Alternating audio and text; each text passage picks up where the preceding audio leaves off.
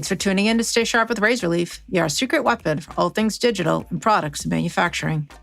In this episode, our podcast team are joined by Steve Nichols, who heads up Razorleaf's government practice, to discuss the critical importance of cybersecurity, particularly within the Department of Defense. Steve provides insights into the evolving landscape of cybersecurity frameworks, including the Cybersecurity Maturity Model, also known as CMMC.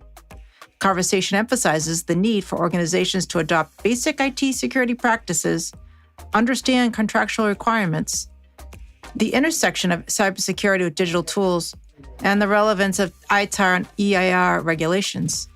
Let's tune in.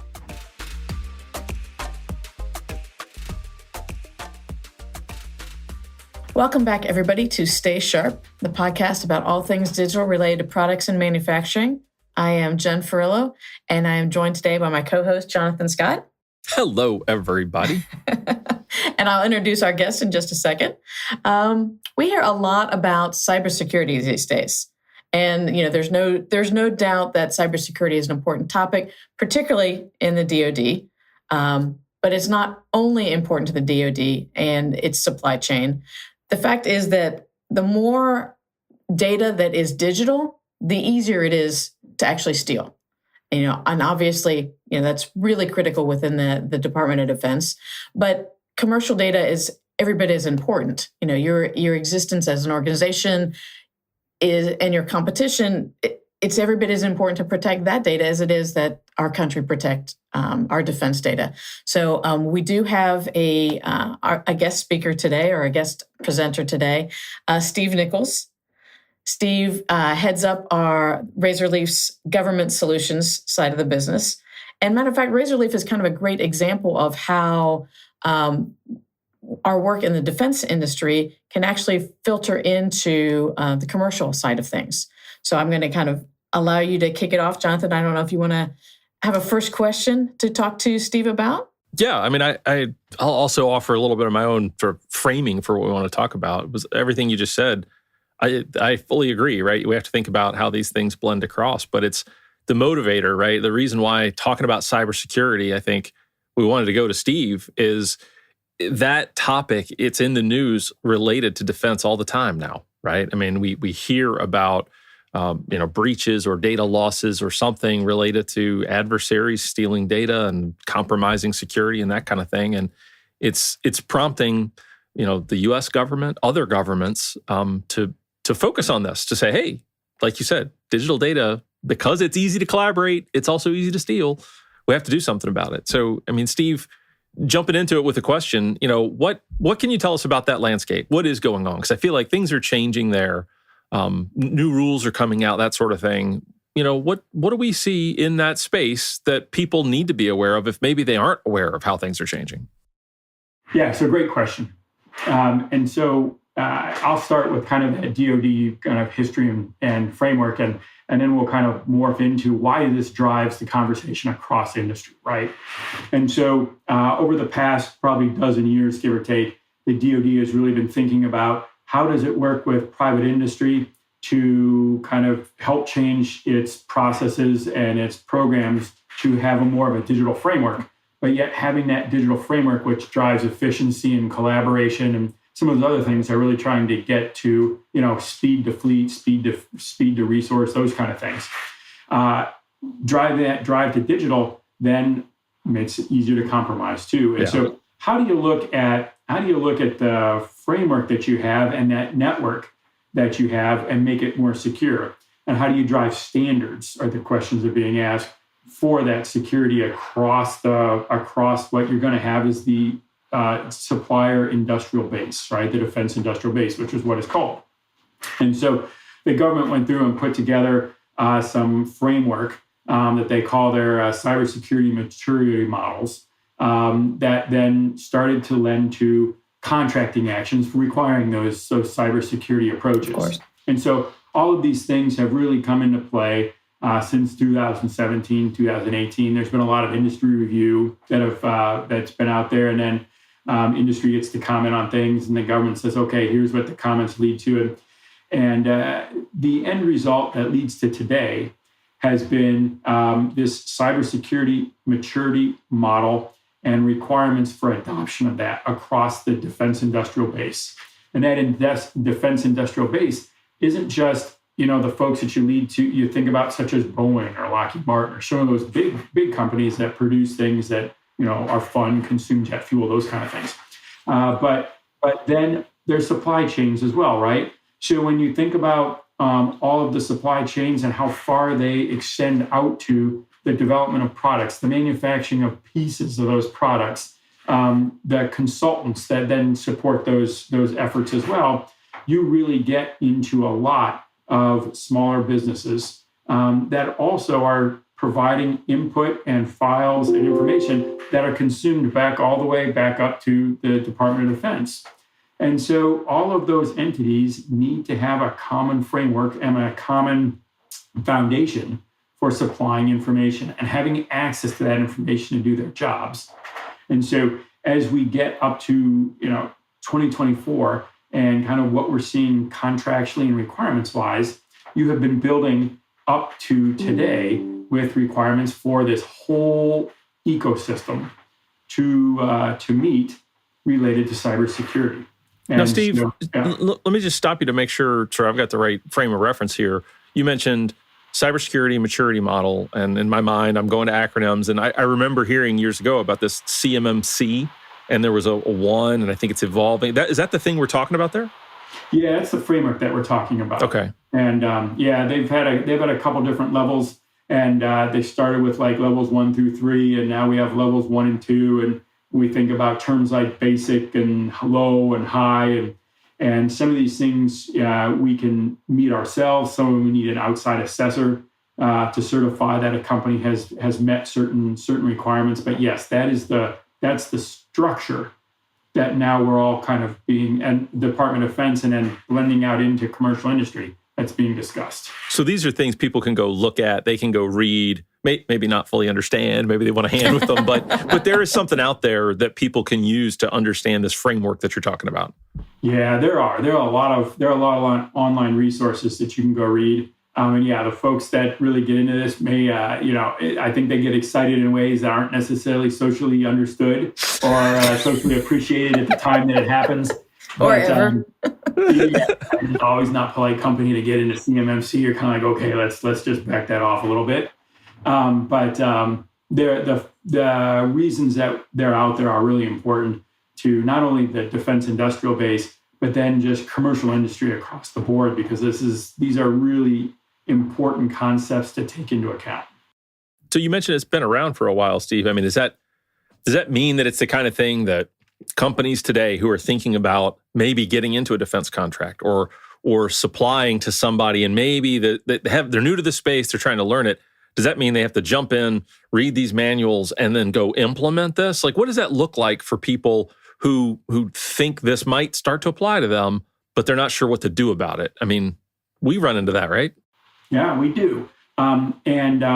So the short answer is yes. It's good to know this if you're thinking about defense industrial base, right? But not every company thinks about themselves as being a part of the defense industrial base. They're just thinking about IT security. And for smaller entities, you're kind of like, okay, where to start, right? Like, I change my password. I don't tell people what I have, those kind of things. I use antivirus, those kinds of things, right? Right. And so some of those are pretty tactical, right? It's kind of what you do for basic IT kind of hygiene and security, right? Well, this CMMC gives a structure for that internal conversation. And like I said, you can look it up. And there's plenty of stuff to read. And you don't have to take it. It's not overkill, but it gives you a place to start if you want to just sit down and say, okay, hey, let's figure out, are we doing some basic things? And there's the basic level of this that these policies actually will give you. And they give you, I think there's 8 or 9 bullet points at the basic level. And it says, okay, are you even doing this stuff?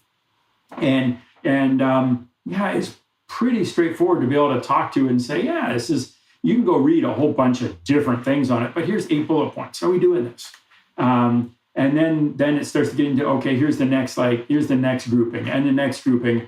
And it gives you IT security in bite-sized chunks that smaller groups or mid-sized groups can actually start to tackle, and it drives that conversation. And whether you're thinking you're going to be defense industrial base or you just want to think, how am I doing IT security wise? We're hitting some basics. It gives that framework that everybody can consume. And so it's free. It's out there. Is it safe to draw this analogy that, like with physical security, there's levels to it before you go building a skiff to try and hold, secret data in a Faraday cage and that kind of thing? Like, you know what? You need to check to make sure you got locks on the doors. There's a filing cabinet that can hold things, that's got a lock on it. Is it that sort of thing? Like, you got to get the basics done, but at least there's a framework that helps you build up to where you want to be? Yeah, it's out there. And and it's easy to find on Google, on any of the search engines. It's all there. Before you ever see it, and you get something in a contract, or one of your suppliers gives you some contract that has some numbers in it related to, hey, by the way, you also have to meet this stuff. There's some basic things you can do and checklist quorum to just start to have that conversation, start to set the foundation for IT security and success. Cool. How much, this one maybe is digging, I guess, into the area of our podcast, but how much of this guidance starts to apply to the kinds of digital tools that we talk about with digital manufacturing, digital engineering, those kinds of things? I mean, is it going to tell people like, well, you need to pick system A over system B because of security things, or is it not to that level? How do those two things blend? Or Either that, or like, does it instruct the digital tool makers, the ISVs that are developing things like Teamcenter and Eris, and are they taking those things into consideration? So what you just asked is kind of a spectrum of an approach, right? So where we started was there's 8 things companies need to do to be considered basic IT security, right? And so you look at those 8 bullet points, and so that's where you're starting. It's not really talking about the applications themselves or the encryption that you have or are required to have, right? So there's those basic 8 things. And then you start to get into broader areas of that IT spectrum, which could at some point and do lead to restrictions on security or software development, IT infrastructure restrictions, as you start to get deeper into that spectrum, further into that spectrum, right? So yes, all of those things are there. A lot of companies aren't going to end up seeing some of those more restrictive portions of that approach because of what they're doing. But they will see some requirements for basic IT hygiene. And so all of those things do apply across that spectrum. It's just how far across you're actually going with what you're being asked to do. Well, one of the things that we talked about was the fact that like Razorleaf's structure itself lends it to you. And the part of Razorleaf that you lead actually does work with DoD and is much more subject to a lot of these restrictions and requirements than perhaps Razorleaf as a whole. And is that a good example of how, do you have some good examples of how what you do is starting to bleed into what Razorleaf does and how they do it? Yeah. Well, and I think they're good examples. Other people might not think they're that good, but I like them. Which also may lend to why I get excited about this stuff and why we don't allow you out much. Yeah. It's, my wife sometimes just sends lunch in and she just closes the door and she's like, "Why don't you stay in there for a couple more hours and then kind of work this through your system." So if I think about the government approach, the government requirements leading the conversation for this, we see a lot of contractual requirements these days that come out of what they call the FAR, the Federal Acquisition Requirements. And then there's the DFAR, which is the Defense Federal Acquisition. So once again, you can see we start to get esoteric pretty quick. But there are a couple of things in there that we see contractually that drive the conversation for IT, right? And so you would, if you really want to look in this, you'll look up, there's the DFARs, and it's safeguarding covered defense information and incident reporting. That's the initial one.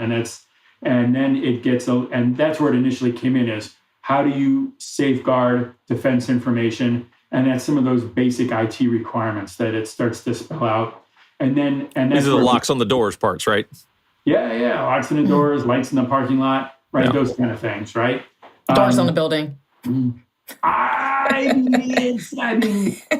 they're you're kind of looking at the holes in the building. I mean, is it a door? Is it a curtain? Right? Something like that. Yeah. But then you start to get into so that happened to be, and we'll throw out a number here just so you can see the progression. That was DFARS 252.204.2012. Right. And so people in the industry are like, oh yeah, we all know 2012. We talk about it. Once again, other people start rolling their eyes and like, we got to get out of this conversation. But everybody's like, hey, do you have a 2012 requirement? You're like, yeah, we have a 2012 requirement. And you see those things pop up in contracts. Over time, that 2012 requirement led to things that are now some other requirements, right, that start to pop into it. And it's actually, I misquoted, it's not 2012, it's 7012. And then you get into 7019 and 7020, which then are the more detailed approaches to what you have to hit, right? So 7012 had hey, you got to hit some basic stuff. And then contractual requirements over time are like, okay, here's some of the basic stuff you have to hit. 7019, 7020, or 7020, looking at, hey, you've got to hit certain assessment requirements. You've got to actually report those assessment requirements. Here are the requirements you need to hit various levels, right? And so thinking through that, you've got a progression of contractual requirements that start to appear in contracts that we have to actually support and sign to. What does that lead to? Some organization that isn't necessarily DoD focused directly, but yet is going to start to work together with that. And so for Razorleaf, we'll take that as an example. Razorleaf employees work on RGS, Razorleaf government projects. And so when they do that, their computer infrastructure has to adapt to supporting the government projects. Okay. And so inside Razorleaf, we actually have a pretty good dynamic model for adapting the computer requirements to meet the different contractual requirements that the employees are working on. And we have that set up so it actually works pretty well. We can assign accounts, we can configure laptops pretty dynamically to meet those requirements based on the projects that the employee's working on. And then, as with all good government contractors, we have a ton of exciting training that I think people are just looking forward to. Attending. Every day. It just makes them feel like a better human being. And so motivates you to get up in the morning for sure. Oh, it does. I doubt they're sleeping the night before.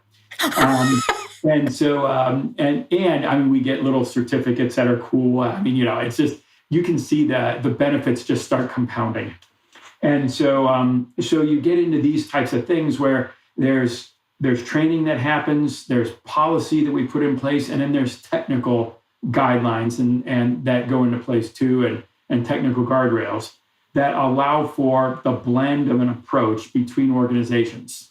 And so we can meet these things and meet these requirements without really impinging on what the customer wants to do or the employee has to do to be successful. So all of those things come into play. But that's an example, to your point, Steve, of how things can bleed from one side into the other, right? At Razorleaf, an RGS requirement and contract that we're working on, if we want to use some of the resources, bring in somebody, who's not necessarily part of the team, we have to shift and morph and apply some of those controls. And I think our customers, folks listening to the podcast today, could see that same sort of thing. Maybe not in that kind of dynamic, right? But in a similar one where it's like, well, I'm not necessarily signing up for this government contract myself directly, but I am going to supply something to someone. And in their contract to me, they had to flow down something that came from some of those DFARS that you just referenced. And so now I need to meet that, right? To be able to work with them. So, and that's almost a commercial level engagement, but some of these government rules apply. And this is how we get to, maybe some of this stuff applies to everybody or can apply to everybody. Right. Well, I think it's not apply to everybody. I think I go back to like 7012. It really gives a foundation for that conversation. Whether you're supplying defense projects or you're supplying other people's commercial projects, or you're leading those projects on your own, this is a great foundational piece for your IT discussion, internal, external, whatever that happens to be, to say, hey, are we meeting basic requirements here? And it's, like I said, it's out there, it's easy to consume, if you're somebody who likes, all the details and think anything less than 20 pages must be fluff, you can find 20 pages, 30 pages, 40 pages in this. But if that's not where your mindset is, and you're like, I need 8 bullet points, I need 20 bullet points, you've got that too. And like I said, it's really a foundation for a discussion. And with some of these things, and with thinking about it, these bullet points, it's not that you meet or didn't meet. It's really that you discussed and approached and controlled. You may end up saying, we can't meet this requirement, but then you've documented it. You can at least address it. And it, like I said, it's not always meet or not meet. It's, have you addressed it in a way that you can comment on later?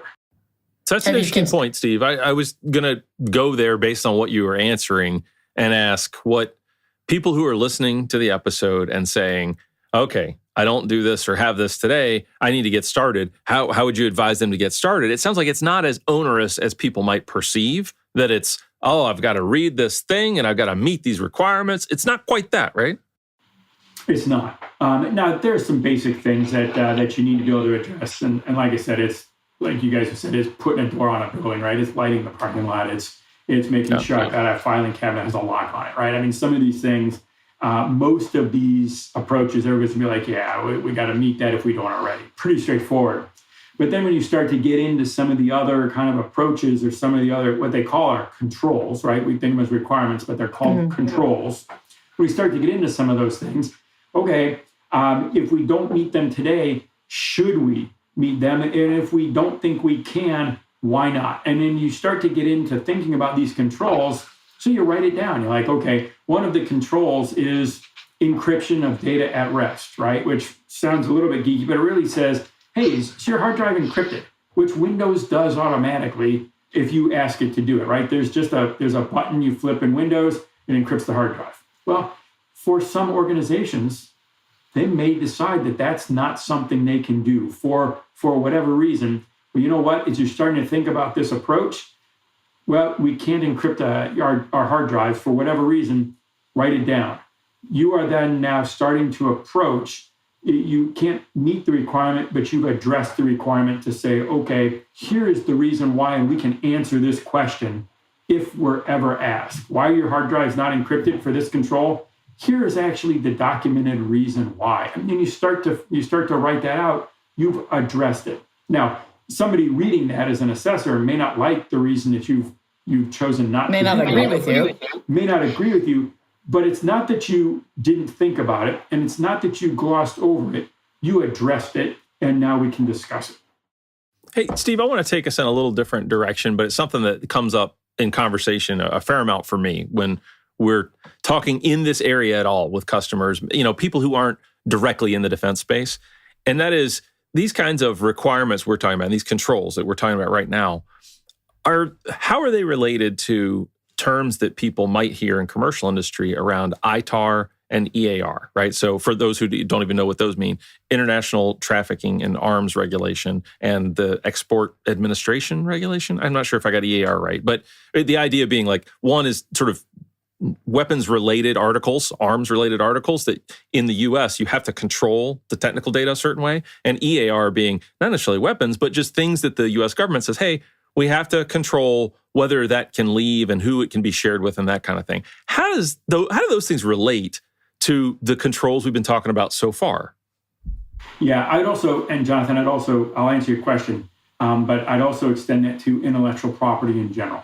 Okay. How do organizations protect their intellectual property? Because what you just talked about really starts to poke at the distribution, whether it's intentional or unintentional, the distribution of information. And as we talked about earlier, digital information has the ability to be more easily distributed in ways that you might not necessarily account for, right? And so, or might not know that's occurring, whether because it's digital, right? For instance, I emailed a drawing and I thought it just went to the person who was okay to receive it. But what I didn't think about is it went through a server somewhere that somebody could look at that maybe shouldn't be looking at it, that kind of thing, right?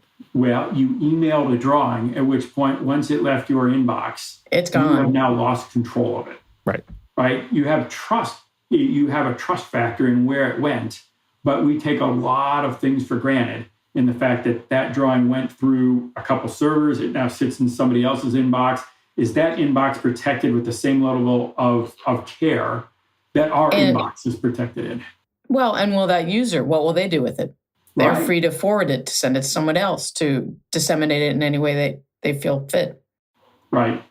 And so you get into, yes, right? So I'm just saying you've lost control. You sent something somewhere, and it is now outside of your purview and outside of the control that your organization has put in place.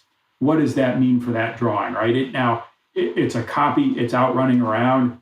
It could have a life of its own, unintended from the point of view of the sender, right? And I think there's ways to mitigate that. But in thinking through, Jonathan, your question, yes, there's overlap there. And it comes back to that structure of IT hygiene, which is technical controls, training, and then kind of process controls that you have there to let that data get out on its own. But they're not one and the same. And I think that's what I wanted to get at, is that it's easy, I think, for people to convolute these things in a way that's not always healthy or useful. It's like, well, if I've got ITAR data, then I have to do blah, and so CMMC applies. And no, it's not just one big ball of stuff. You really have to tease this out, what you need to be doing, right? Correct. They are complementary, but they are different, right? And so you'll see things that pop up across the board. You'll see CMMC, you'll see IT security, IT requirements that may pop up in ITAR or EAR of sorts. But yeah, they are complementary, but they are different. They are different approaches, different requirements, and kind of some different outcomes there. Are there any other things like that we should mention, sort of in that breath of things that you hear come up where people are like, oh, if I do this, I have to do that, or connections that maybe aren't fully appropriate, even though they are kind of still in that security or cybersecurity context? Yeah, I don't hear things that overlap like what you just brought up. Most of what we talk about are really that cybersecurity approach, because that's a foundational component. And thinking about, okay, you do have ITAR. We do see that come through in contracts, making sure that we are supporting ITAR. But from our perspective, that really lends itself to who has access to the information to begin with.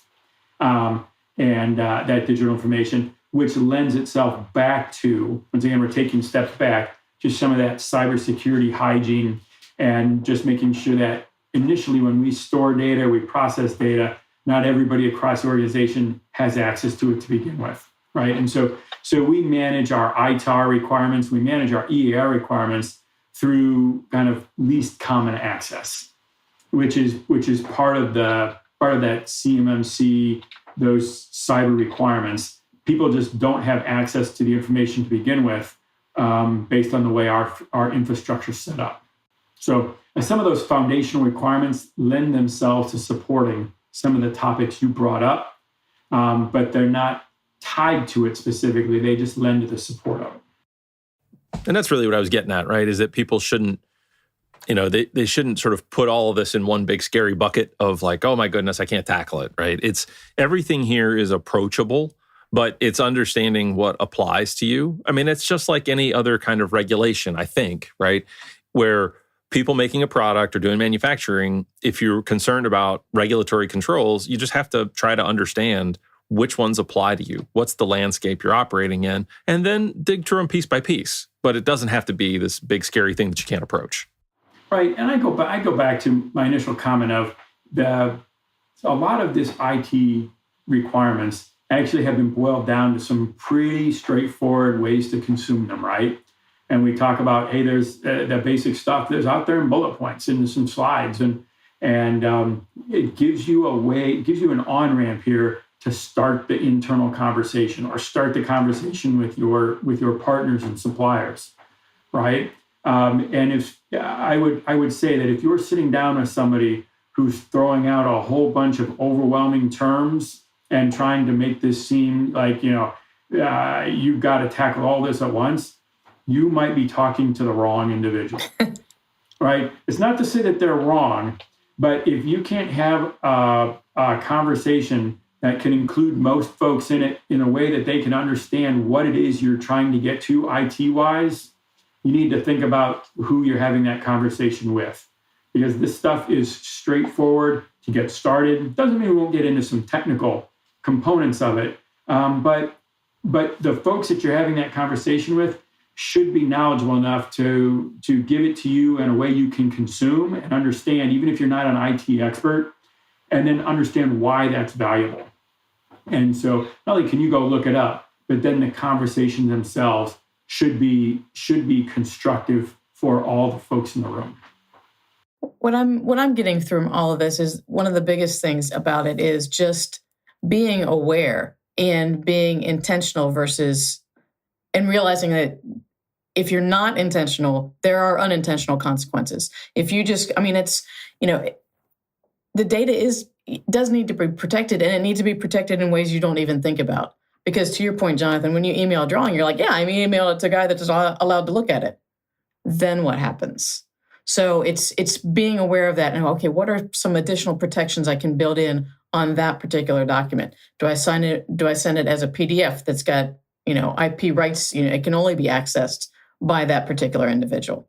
So it's being more aware of the things that you send out than the things that you communicate as well. I've had a lot of those really fun classes that Steve is talking about compliance and antitrust and all that, just things that you don't consider. And it's not just digital data, it's conversational data too. It's conversations that you have and documenting things. It's much more pervasive than just the digital data too. Yeah. And I think you brought up a great point, Jen, which is some of it's about mindset. I think of myself as a pretty positive and optimistic person, and I like to think about, the best outcomes and all that sort of thing. But when it comes to people as well. Yeah, right. But when it comes to protecting data, sometimes you just have to take a different perspective and say, well, wait a minute. If people didn't have the best of intentions, what do I need to pay attention to? What do I need to protect and control and those sorts of things? And it gets back to your point, Steve, right? About it doesn't have to be hard and complex. Start with those sort of thoughts and then work through it. Right. And it's not necessarily good intentions or bad intentions, right? If you said you don't have the best intentions per se, it's just the process. It's just thinking about protecting information in ways we hadn't thought about before for the simple stuff, right? And what did I send out? What am I talking to my friends about? What am I referencing? Those types of things. It's just kind of thinking about information protection overall. Well, and I think what Jonathan was meaning as far as good intentions or bad intentions is like just to say you have to protect something, be it data or what have you, like you have to realize the reason you have to protect it is because there are people out there that don't necessarily have good intentions. That's and it. if your mindset is, hey, like I'm a good person, of course you're a good person. It's like, yeah, but maybe that guy over there, maybe he isn't. Or maybe three people that one of them is a little shady. So that's it exactly. Right. Yeah. Because I think about how much we want to encourage collaboration, sharing new ideas. We talked about this on a previous episode, collective learning, right? You want people to get together and share, but sometimes you have to also protect. Only the right people. Right. You have to think about that. And that's really what I meant, Steve, is that thinking about sometimes what is the bad scenario, the rainy day scenario that means, hey, I should protect that. I should be more careful. I should consider that instead of just assuming everything will be fine. Right. And I agree. It's as Jen said, it's being intentional, right? It's thinking about kind of what could happen or why are we in this conversation or where are we going? It's the intentionality of it. And that leads to success.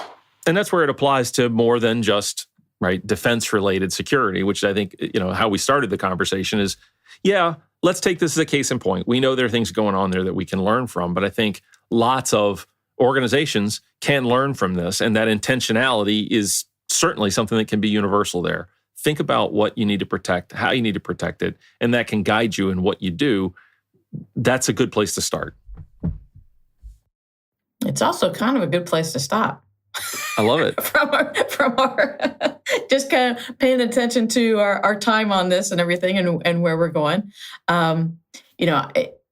I think that's a good summary. Is it just being more intentional and aware about the data that you have and how to protect it? The DoD is certainly leading in this area, and there's a lot to be learned from them.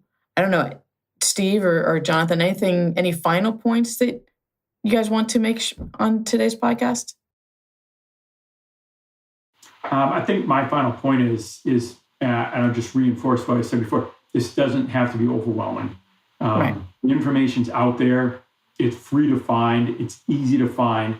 And start with some of the basics and then just add to it. Don't try and boil the ocean at once. Let's just start with a couple, steps moving forward, and then take a couple more. And it's pretty straightforward as far as that goes. Yeah. I think the only thing I would add is to underscore something that Steve said earlier about if you find that you're talking about this topic with somebody, you're needing to lean on somebody to get some help, and they're just confusing you more, maybe you need to talk to somebody else, right? Because it may be that you need a hand to figure this stuff out, and it's helpful to have an expert. But, make sure that they are helping you and you're working your way through it, because it shouldn't be that hard, right? It should be approachable. I agree. And it does, from what you said, it does not sound scary at all. And my recommendation would be that even if you're not in the DoD space or in the supply chain, start taking a look at this, because protecting data can't be a bad thing. So anyway, I want to thank you, Steve, for joining Jonathan and I today. Always a pleasure. I have a sneaking suspicion you'll be back. Thank you. Thank you for including me. It's always great to be in the conversation.